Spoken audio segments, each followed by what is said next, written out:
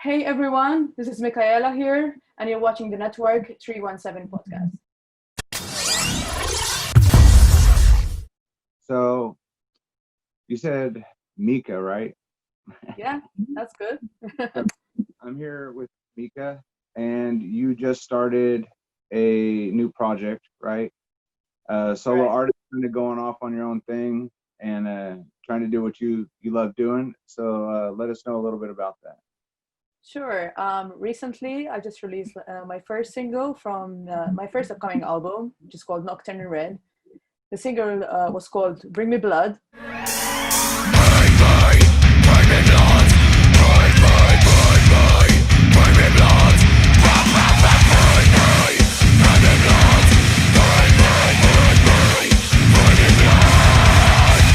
And I received great feedback. It's a continuation of my solo career, actually, because I did release some music before.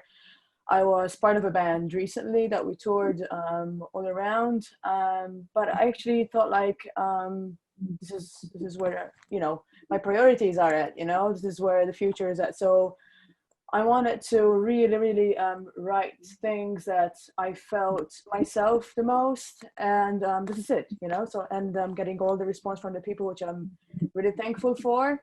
And I'm here to thank you as well for showing so much interest and for liking my stuff too. Absolutely. Um, I I kind of get like a ginger vibe, but they're more like states. So like, what are your influences? Like, what influences you during your writing process, your music making process? Like, what is surrounding all that? Sure. Ginger is definitely an influence. I really admire Tatiana and what she does, and what she did actually for, females in the music and in the metal world, as well as, Maria Brink from in this moment and Alyssa, Angela, obviously from Arch Enemy. They all are great influences on me. But I also listen to a lot of Suicide Silence. That's definitely a Okay. prime inspiration. Thai Artist Murder, Whitechapel, After the Burial. Those are definitely always on my playlist. Then I like, Opeth a lot. Um, the classics, I guess, Black Sabbath, King Crimson, I guess, really You good just influence on me. take it all from everywhere, and Quite, you're just, yeah. this is Yeah. what's going to happen.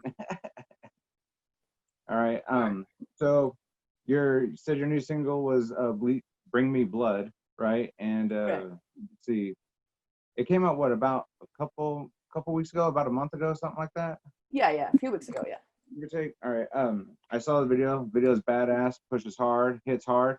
Thank you. Uh, Tell us about like the concept behind that. Like where did you film it? Like how did everything go and all that fun stuff.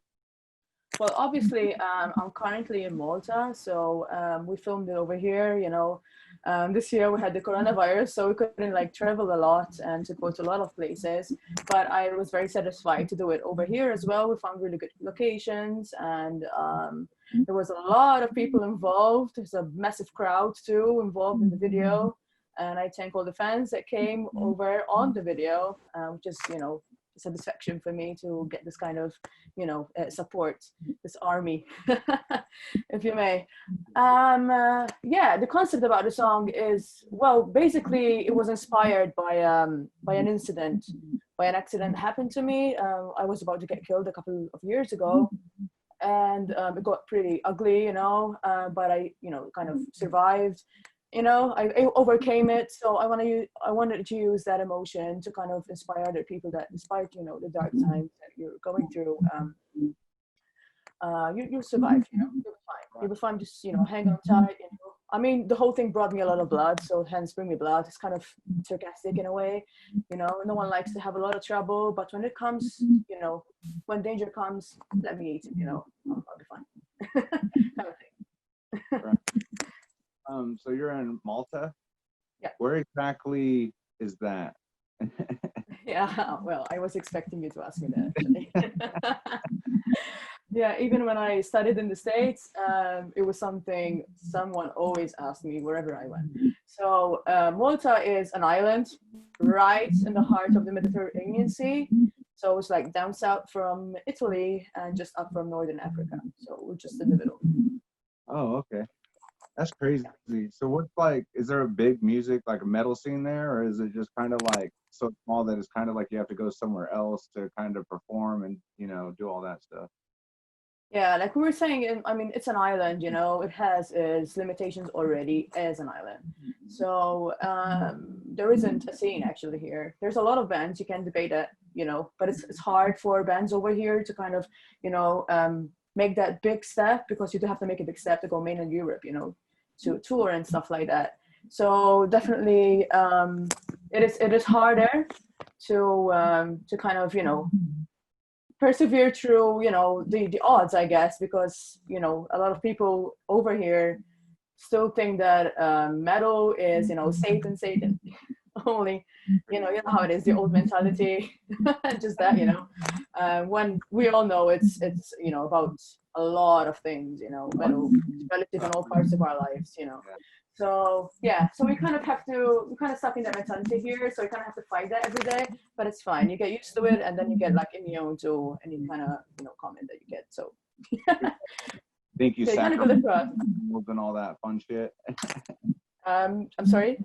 Excuse me. Sacrifice animals and all that shit because you're just sacrifice goats for breakfast, stuff like that. Yeah, that's what they do. That's just what I do in my free time.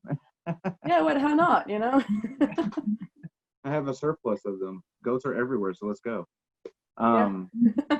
So how's the virus over there? Like, how's that affected you and your bandmates and all that stuff like over there? Sure. I mean, as I said, it's not like we had a lot of concerts over here. So as regards to shows, I don't think it affected here a lot, because it's it's an island. It's a place where it kind of thrives out of tourism that has to do with like sun, obviously the sun, the beaches and like beaches, chill out kind of thing. It's cool for clubbing and stuff like that. So I guess for the metal world, I mean, maybe it did cancel a few shows, but it isn't on a map for a lot of bands anyway. So I mean, for me, as regards to my situation, I had a lot of tickets planned and a lot of places. We also had some shows abroad that had to get cancelled, of course, because nothing was happening. But I actually used that time to really focus on things, like cleanse from a lot of, sometimes you get stuck in a lot of places and a lot of vibes that they don't belong to your personality. So it was a good time to cleanse a little bit. And I actually finished the album. So I produced the album myself. Okay. Yeah, I produced it myself as well, and then I mixed it with Stu Matson. I mean, he's a very, very well-known producer, mixing engineer, and master engineer as well. He's worked with Suicide Silence, Sugar, things I could dream of, performing along with, I guess. Supposed to sound like he's trying to bring that out for you guys, so that's awesome. Yeah, totally. I always wanted to kind of produce my own thing. I studied music production at Berklee College of Music. That's in Boston, so that's not probably far away. Yeah. Yeah, I also used to live there for a while. I studied vocal performance when I was there, so I went on and studied music production. I made a degree in that, and then I always wanted to I always wanted to be like so hands-on on my project, and this was kind of a dream that came true because I did produce it. So yeah, that's awesome. Thank you. Yeah. Well, see, I think that's about it. Good. Okay. And that's it. Like, I thank you for taking time with me. I know it's like what, 9, 10 o'clock over there in the morning. Oh no, it's 3 a.m. over here. 3 a.m. Yeah. Oh, okay. Well, then I'm sorry for keeping you up. No, it's okay. It's okay. That's why I asked, because I didn't want to kind of miss it, because I know you guys have like a couple of time zones, right? And just want to make sure. So it was a bit early, but it's fine. Oh, thank you for meeting me at 3 a.m. to talk music and talk about how things are going. So. Sure. Okay. Thank you for the interview. Yeah, no, you have a good one. Appreciate it.